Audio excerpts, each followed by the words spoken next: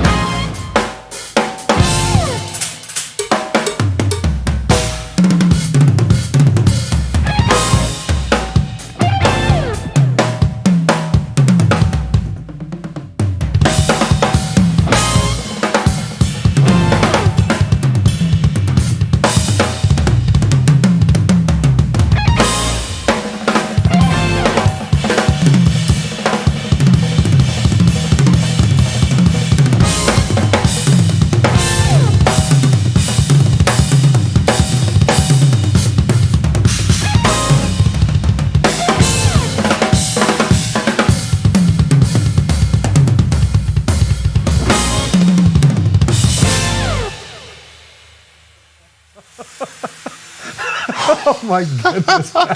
That's not fair, eh? That's not fair. What's up, everyone? Welcome to another Drumeo lesson. I'm here with my buddy Larnell Lewis. Larnell, how you doing, man? I'm good. How you doing, man? I'm doing great. Yeah. That was unbelievable. Thank you. Holy cow. I am so honored to be able to sit beside you dude. and witness that. Thank you. What was that song called? That song's called Change Your Mind. Right. Yeah. It's actually off of my latest album. Yeah? The album's called In the Moment, so please check it out. Yeah. Yeah. Yeah, it's an unreal song. Definitely go check that out. And this is not your first time at Drumeo here. This is your third time, I believe, right? Yeah, third, Second maybe or even third? fourth. Maybe even fourth. Yeah. And we have a real special relationship with Larnell because you were one of the first big drummers that Yamaha brought to us back in, I think, 2012. Yeah, I think that's right. what it was. Yeah, I did the electronic drum kit. Yeah, that's the right. DTX That's right. 900. And it was really cool because I remember going out for dinner afterwards, and we asked you like, what do you want to? Where do you see yourself? What do you want to do? And you says, I want to eventually play with Snarky Puppy. And then the next time we brought you out, I'm like, what are you up to? He's like, I'm playing with Snarky Puppy. And now we brought you out this time. You just told me about, I don't know, maybe an hour ago that one of the songs that you recorded on. From a certain artist, just won, was it a Latin Grammy? Latin Grammy, that's right. Alejandro Huge news. Sanz, yeah. Congratulations. Thank you very much. So we're like the lucky charm. You come over here and big news. Absolutely. And I mean, more big news. My wife and I had our second child. That's right. Baby girl named Kaya. Congratulations. Thank you. She is 6 weeks old today. Awesome. Yeah. Everything's good? Everything's great. I miss them like crazy. And Joey's doing well? She's doing well, yes. Good, man. You're very blessed man. Thank you. Yeah, and Thank you. You guys are all blessed to be able to witness this live lesson today. We're talking about building killer epic fills with the kick drum. What does that even mean? That's a good question. To me, what that means is I pay attention to my glasses. What it basically means is that quite often we hear a lot of drum fills, some that I did just now, and they seem really massive, or they have this epic feel to them. But sometimes it can be challenging to figure out how to get that together. So we'll have a conversation today, talk about what it is that I do when it comes to getting my bass drum happening within my fills for that really epic feel. Very cool. Looking forward to it. Before we get into it, huge thanks, obviously, to Yamaha, Yes. to Zildjian, Evans, ProMark, Yeah. ProLogic. ProLogic, stick pads. Absolutely. Yeah. And your setup is unreal. I just want to quickly talk about this. I won't spend too long. That is not a floor tom, okay? Although it sounds like a floor tom. I'm so shocked how you get such a deep sound from a 14 by 7-inch oak snare drum. Love it. When did you start doing that? I started doing that actually after hanging out with Robert Sput Seawright Yeah, and okay. Snarky Puppy. So the night I met them, he had this older snare, forgot the model, but he was able to get that really low sound out of like a 14 by 5.5. Yeah. Might have been a Rogers or something, and so I started, pressing it and trying to feel like how loose the head was, check out the tension on the bottom head, and so I'm very thankful that Sput allowed me to kind of build my formula off of what he was doing. It sounds incredible. If you guys are watching this on YouTube or on Drumeo, go and rewind and listen, and you won't think that that's a tom. I was shocked. And you also got a bunch of electronics over here, which we filmed some cool stuff. We'll be releasing it on Drumeo. We also did a really killer course with you called The Blueprint to Soloing. By far, it's, in my opinion, one of the best soloing courses we've ever filmed. Oh, wow. And that I've ever seen. Cool. So definitely check that out, drumeo.com, if you want to look more into that. And if you want to follow Larnell Lewis Music, okay? It's Instagram, that's YouTube, that's Facebook, and your URL for your website is larnelllewismusic.com. That is correct. Twitter's the only odd one out, though. Yep. Lewis_Larnell? Larnell_Lewis. I was close. Yeah. I was close. That's okay. I'm going to have to change that and maybe have a moving party and get everyone to move over to that new address, so look out for it. Yeah, sooner the better, because hopefully you get a big flood of followers. You post some killer videos and killer drumming stuff in there, so make sure you give them a like and a follow on those platforms. Before we get into the lesson, though, play us another song, man. Oh, sure. Yeah? Yeah. You got another jazzy piece, I think you call it No Access? I do. The short story is, it's about thinking that you have access, backstage access to a concert. You get there, They say your name's not on the door, and you have to have a little bit of a conversation with the door person to finagle your way in. Love it. So that's what this is about. All right, man. Take it away.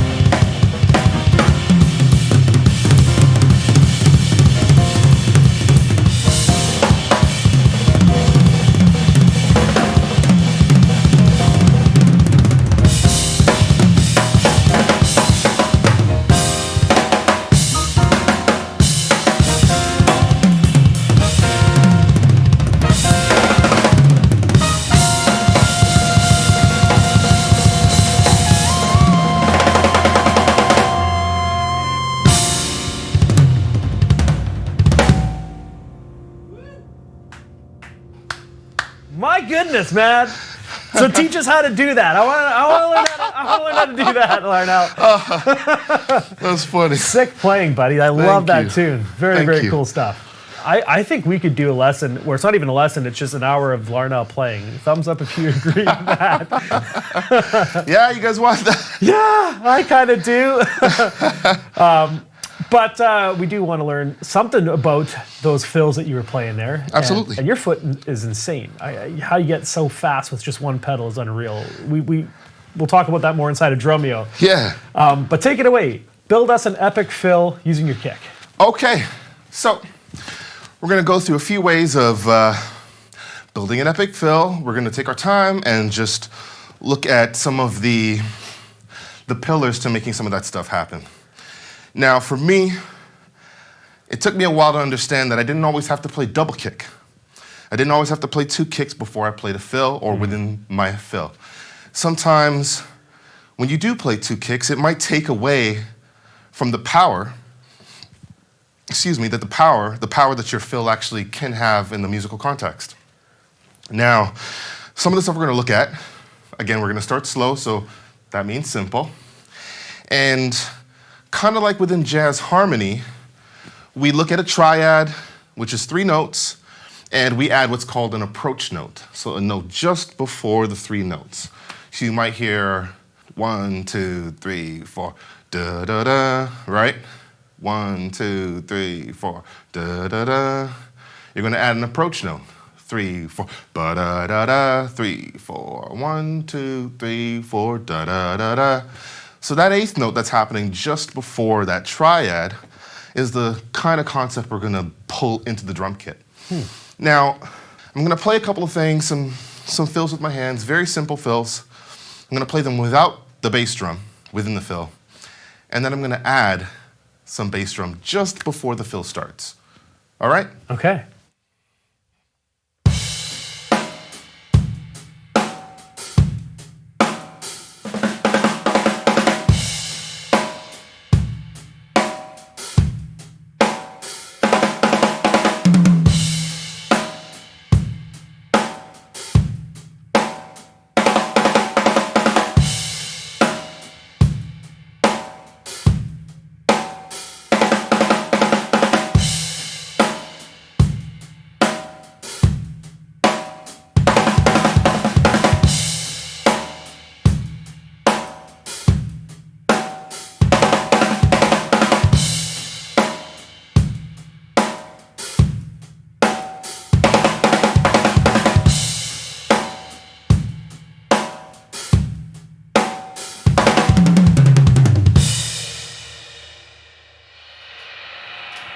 Nice. Cool? Yeah, so it's not starting on the 1, it's almost like a pickup into the fill. Exactly. And I hope you were able to check or understand why that helps. It helps because you get this presence, this energy from the bass drum going from a lower pitch to a higher pitch. So you get the ear listening for that kick, and then the snare comes in. Sometimes it's what you need, and sometimes it's not what you need. But either way, understanding why it feels the way it feels is important, and understanding where to use it is as important, just as important. Perfect. Yeah. And this works with any fill. Like, that was a cool fill that you were doing there. Can you maybe show us just 1 or 2 more examples with this concept? Yeah. You call it the approach note or the Yeah. pickup into the fill? Absolutely. Perfect.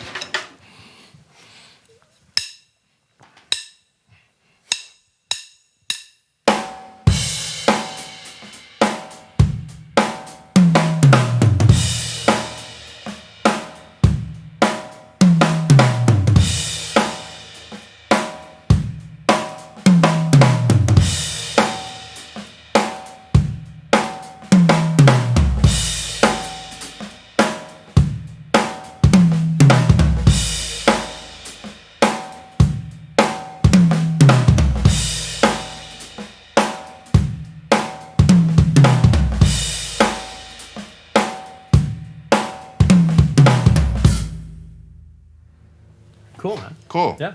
Okay, what's another idea? All right. Another idea is now getting into adding double kicks.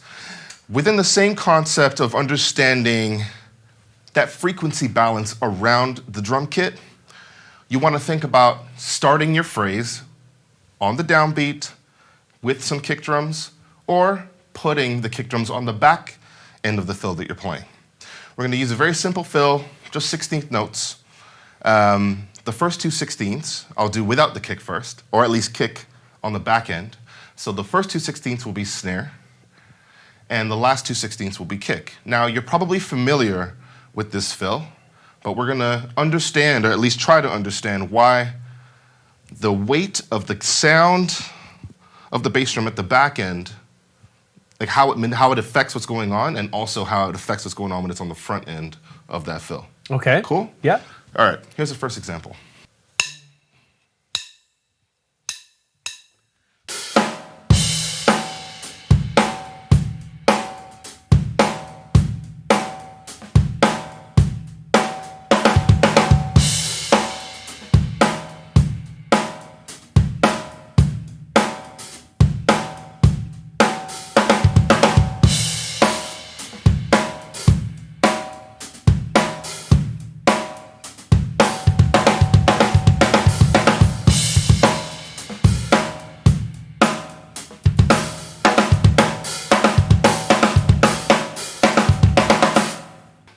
Okay? Yeah.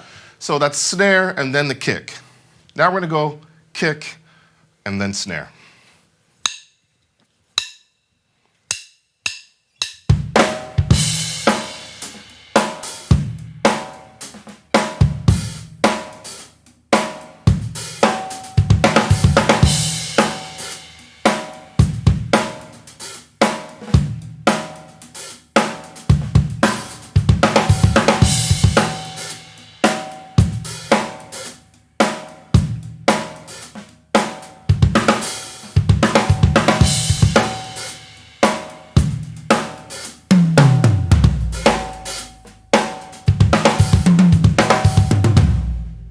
So the difference, you can hear the difference, but what is the importance for drummers to know about that difference? Great question. So the importance of understanding the difference between starting with your kick and putting the kick on the back end of maybe that short cell phrase that you're doing is because in the context of a song, sometimes something might be happening that you don't want to get in the way of. Quite often I hear from engineers and producers that there might be too much kick on a certain part of a section, a certain part of maybe, let's say, the drum chant of a song, right? Which ultimately a drum chant of a song is just kind of like the conversation between kick and snare. So they want to maybe make that a little bit lighter, because in the mix, when you're going to mastering, there might be too much bottom end and it gets in the way of everything else that's happening in the track. So from a producer's standpoint, you want to be very aware of what's happening on the kick drum. And I don't know if you noticed, but what also happened was because I decided to play kick drums first, it actually displaced my snare.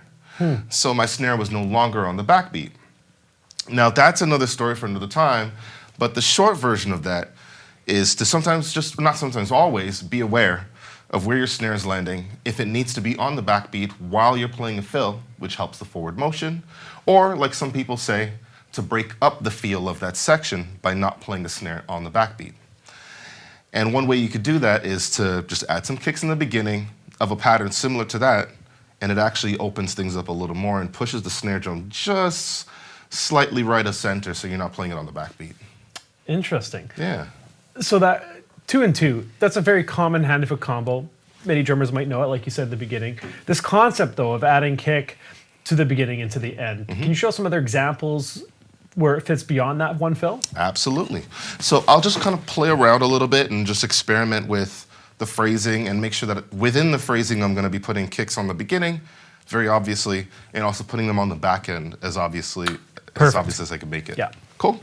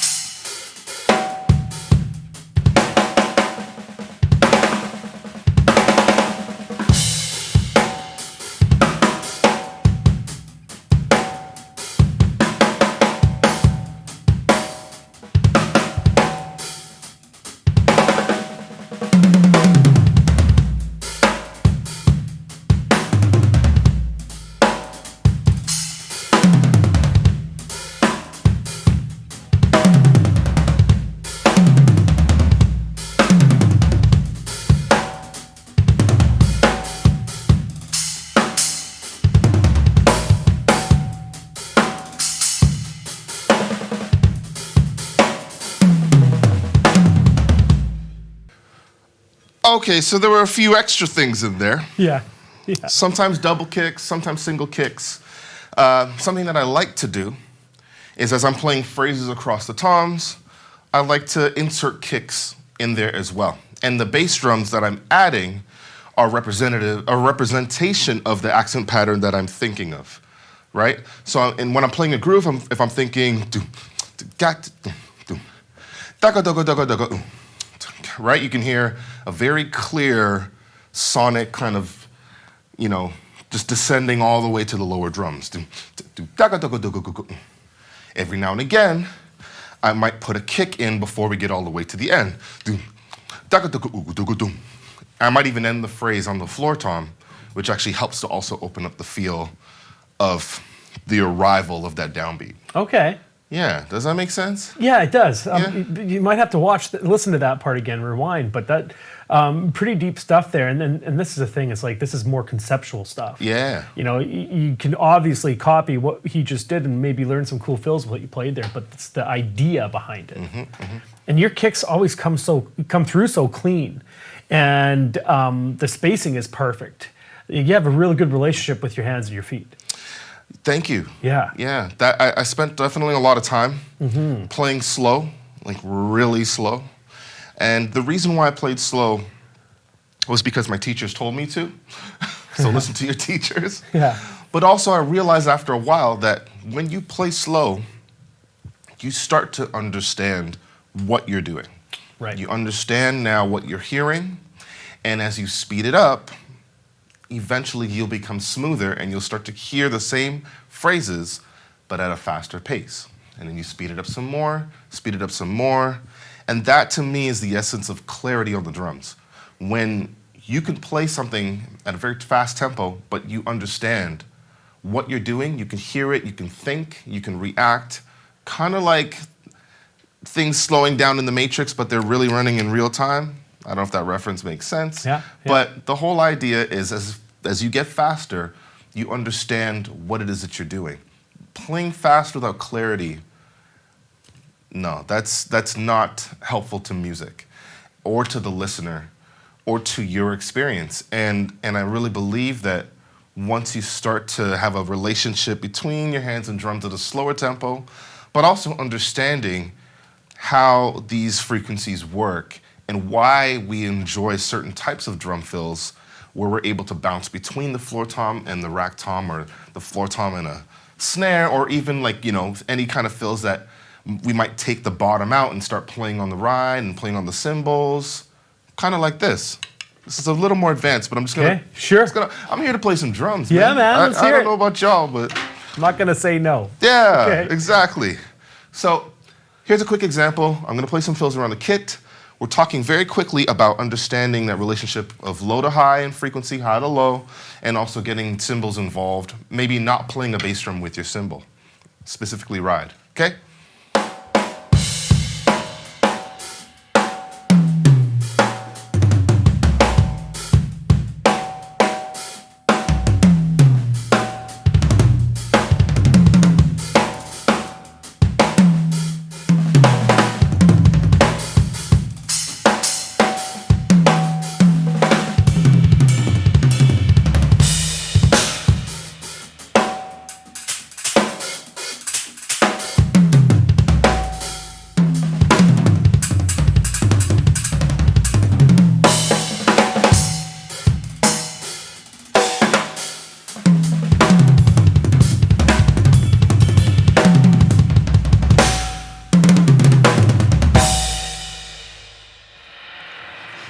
Killer. So I was having some fun, but again, the idea was I was moving up and down at the toms. I got some cymbals involved without the bass drum. Then I started adding the bass drum in. That feeling of the bottom end being present and then being removed is something that happens in music a lot. It happens in arrangements. It happens in production. It happens with DJs where they just kind of and then there's a huge rise, and then It's building all this tension. yeah, exactly. Yeah. Tension. Tension right? and release. Yeah. And release. So I think I want to continue to hit on tension and release as we go along. So Let's keep please, going. as we go along, just hold up that tension release card. Like, Because that's what it. it's all about, right? It is. And all of this, a lot of that stuff, people would say, "Oh, look at those like gospel chops." You hear that term all the time. Yes. That's what it is you're doing, but that's just it comes out naturally because you have that relationship and you understand building that tension and releasing it. Right. Yeah. And even within gospel chops, like, being an entity, which is, a group of people that actually were trying to give a little more shine and presence to those that were playing in churches that weren't actually able to get the respect in the community, amazing players, but needed a platform. Yep. And, not everybody has the opportunity to be on a drumeo. I mean, I'm absolutely blessed to be here. And so, outside of that title, I think very, very, very important to understand that, there are parts of gospel drumming that are, there to make the energy of the music just like bubble and percolate and just do this like, ah. Yeah. But you can also find that tension and release in a lot of different styles of music. And sometimes it's just a matter of how everyone hits the drums. It's their just general stroke. Maybe some people play more rim shots when they're playing. Maybe they play more snare center. Maybe they're more dynamic. Maybe there are no dynamics and everything is very even. So this concept, like you're saying, it might have a label, it might not, but tension and release is absolutely the name of the game. Perfect, man. Yeah. I love it. Do you have one more tip or another point? Yeah, wanted to you know talk what? about? Yeah, I'll shoot one more there. So quite often I like to do double strokes on my snare, or sometimes called diddles. So for now, we'll call them diddles.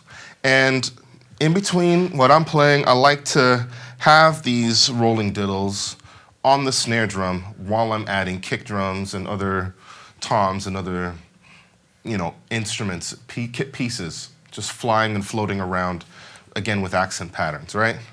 So I'm going to show you a very simple one that you can build on. Sounds great when you speed it up, as most things do. They have a lot of energy to them.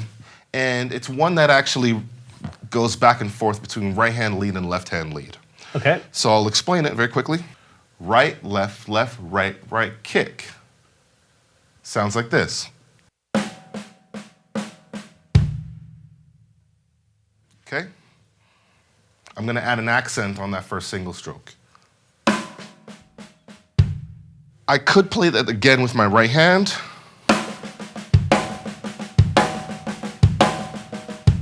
But it can be challenging, so I'm going to flip to the left. Okay.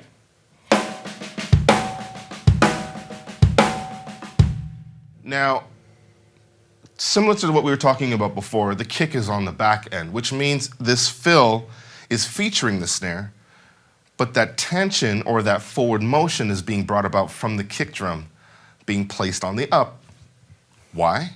Because we're used to the kick drum adding that release on a groove, especially in funk. In funk music, that kick is on the one, like this.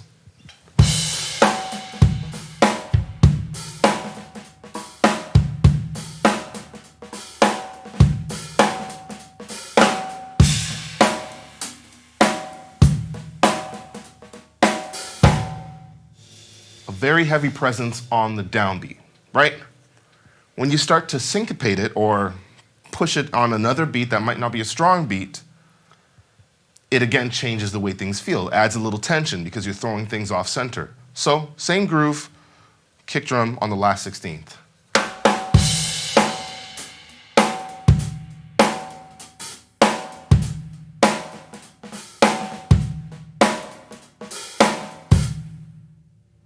Okay? Huh. Now, again, staying with the idea of tension and release, the release comes from the snare happening on the downbeat, but it's a nice little cocktail because that kick is actually happening just before the snare. All right?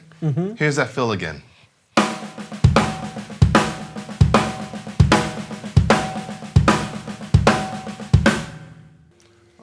A little bit slower.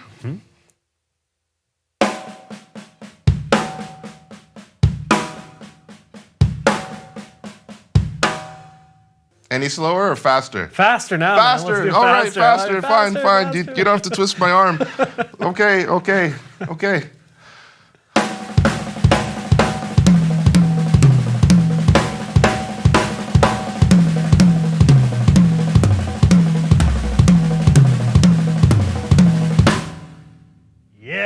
That is a mighty fine cocktail. Yeah. I like it. A kicking cocktail. Kicking cocktail. There you go. Right, so again, to repeat, it's a fill that I love to play. Quite often I like to use 6-stroke rolls, replacing a kick every now and again, and understanding that the relationship between the kick and the snare and how it sits within that pattern that you're playing can really spice up your fills. It could spice up what's happening. So be creative. Now show us that in context. All right. Yeah. And at that, whatever tempo you want. Whatever tempo. Yeah. All righty.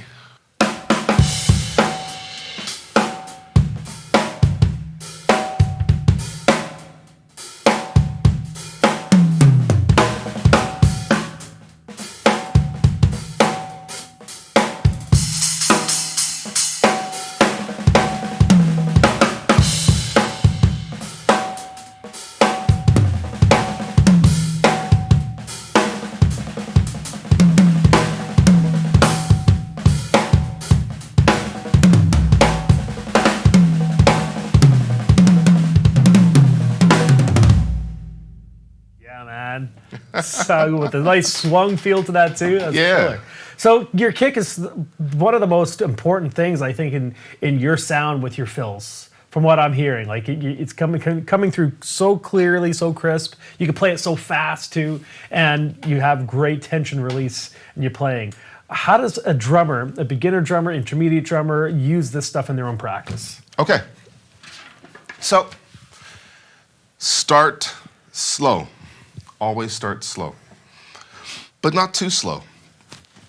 The reason why I suggest not too slow is because sometimes a part of what you're doing, really what you're doing is you're kind of dancing on the kit, right? So there's a very physical aspect to what you're doing.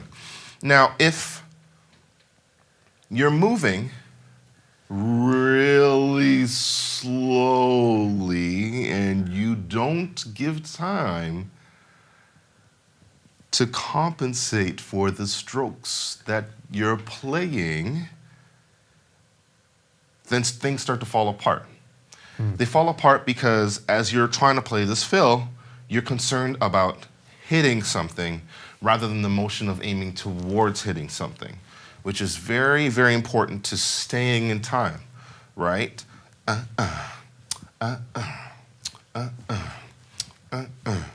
Nothing is wasted in that motion. It's all about understanding that the whole entire motion is a part of that beat. It's not just about what you're hitting. There's a whole, even though it might be a very staccato sound, like my stack, right? If I were to play it, maybe 4 times in a row,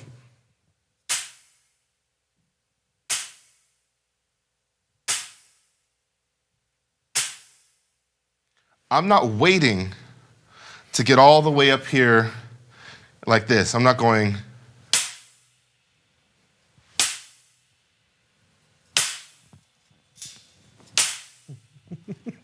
Unless I want to be a bit of a showboat, that's not what we're going for. So that full motion, range of motion is important. It gets smaller as you get faster. The range of motion you're using gets smaller when you start to play faster. But you have to consider it. You have to give it that time. So starting slow, but not too slow. Then write some ideas out. And if you got a phone, I hope you do, and I hope you have some space on there, and delete some of the maps that you don't need, right?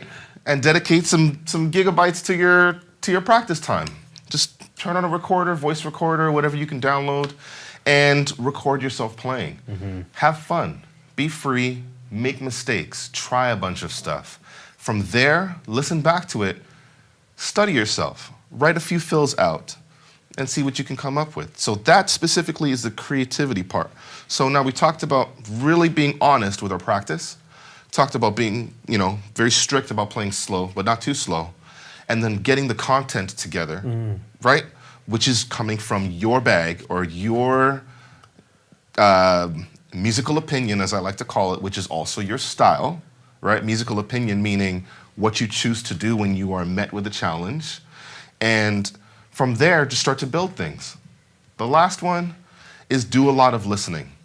I think it's underestimated how much listening to other drummers helps you build your own sound. I think the misconception often is that if you sit down and only build and listen to yourself, that you will create something that no one's ever heard of. You might get this sound that's mystically going to just like, you know, Yeah. the good Lord's gonna like just drop some drum fills on you. The spirit of fills Yeah. is just gonna come upon you, and then next thing you know, you're gonna have it. No.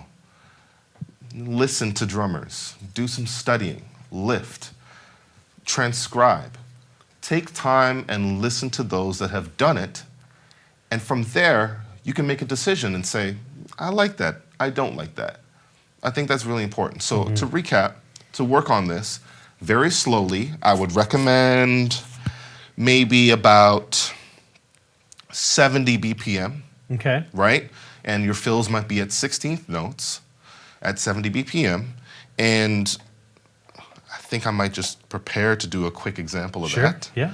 So at 70 BPM, that's your 16th notes, okay? And even you can go 8th notes. You can go 8th notes as well. Now, 70 BPM, 8th note or 16th note grid, okay? And you want to create content. Now, making sure you're playing snare as your backbeat throughout the fills is, again, an underrated concept. It helps the forward motion. It allows the listener to still understand what you're doing. And you could still express yourself, but the song doesn't feel like it's being sacrificed, or you're not breaking up the fill as we talked about earlier, okay? So I would recommend 70 BPM, an 8th note or 16th note grid for your fill idea.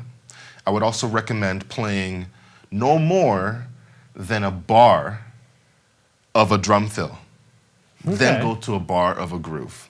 The reason why I suggest that is so that you can have the opportunity to recalibrate yourself Right. after playing that fill and think about how you want to change. Maybe you hit that rack tom too hard. Maybe your bass drum was too soft. Maybe the sound you're going for isn't right. Maybe your positioning and how you're moving around the kit doesn't feel that great. So you want to have an opportunity to play it and groove, and then play it and groove. Absolutely fantastic. Yeah. That was one of the best 5 minutes you guys could get on Drumeo, man. Well said. Thank you. Larnell is a teacher, professor at Humber College Yes. out in Toronto. And I can see why. And your students are very lucky. Oh, man. Thank you. If you get a chance to check him out in a clinic in your area, or if you want to see more of him inside of Drumeo, or if you want to see more of him on his social channels, follow him. Go to those clinics if you get the opportunity, because you have so much knowledge and you're so well spoken. Thank you. You're clear on both the way you explain things and the way you play the drums, and I absolutely love it. Is there anything you want to say to the community before we wrap up? Yeah. Be kind to one another. I think now more than ever, we need to have more compassion and love for each other. I think times are getting harder. I think, things are becoming more confusing on a lot of different fronts. I mean, drums are confusing enough, which is why Drumeo exists, right? And so, be kind to one another. We need this community that we have right here in order to sustain a flow of thought and a flow of expression that'll be positive for years to come. Amen. Yeah. Absolutely. Okay, we're gonna wrap up. Like, that was so amazing. I'm gonna be watching this a couple times myself. Nice. So hey, thank you so much. Of course, thank you. Again, follow him, Larnell Lewis Music. That's his tag or handle on Instagram, on Facebook, and on YouTube, and Larnell_Lewis on Twitter. Yeah, and check the record as well in the Yeah. moment. Juno nominated album from Crazy. this year, which That's is awesome. So good, As a man. composer, it's a great thing. Huge congrats on that. Huge congrats on the new one in your life. Thank you. Huge congrats on the Latin Grammy. Yeah. Onwards and upwards, as Dom Famulera would say. Absolutely. So let's leave this with another play along. Now, this is a track I threw him, I don't know if you guys have seen, but I've been throwing some of our artists that come out here songs that they've never heard before, and I force them to learn it on the fly, and we film it. And Larnell's like, I want to do that. So I sent him a song. He's only heard this maybe 3 or 4 times. He's only played it once, but you freaking slayed it. It's a play along inside a drum mule called Chick's Pain. I'm going to have you play us out with that. Okay. And then I'm going to do something a little cheeky here. Everyone, when I said I could do a whole lesson with you just playing the whole time, they all said thumbs up. So after you're done Chick's Pain, do you want to do us a solo after? Yeah. Stop the song and then just play us an open solo as long as you want to go. Nice. Awesome. I dig. Bye, everyone. Peace.